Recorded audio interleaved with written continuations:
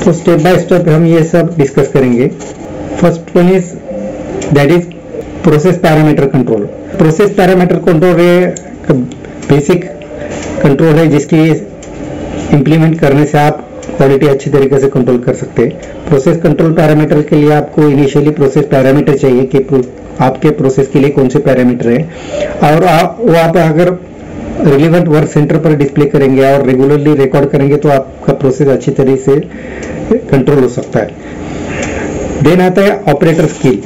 Operator skill एक important parameter है जिसकी वजह से क्वालिटी कंट्रोल हो सकता है। ऑपरेटर स्किल में आता है कि ऑपरेटर को मशीन ऑपरेशंस के बारे में अच्छी तरीके से मालूम होना चाहिए। देन मशीन्स के कंट्रोल क्या है क्वालिटी अचीव करने के लिए, उसके बारे में उसको अंडरस्टैंडिंग चाहिए। Then what are the inspection parameter and what is the work instruction, ये सब चीजें ऑपरेटर को इन्फॉर्म करना चाहिए और operator should be able to do the manufacturing of the product as per the customer requirement and customer specification as given in the drawing. Then आता है measurement. Measurement के लिए आपको प्रॉपर इंस्ट्रूमेंट होना चाहिए और प्रॉपर लिस्ट काउंट चेक करके उसको सिलेक्शन करना चाहिए कि हमारे प्रोसेस के लिए which measurement instrument is correct. Then statistical process control.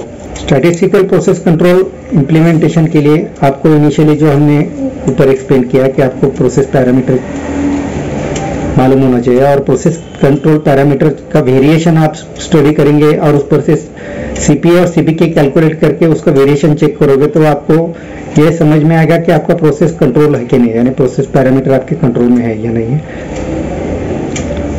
Then operator training. Operator training एक इंपॉर्टेंट एस्पेक्ट है।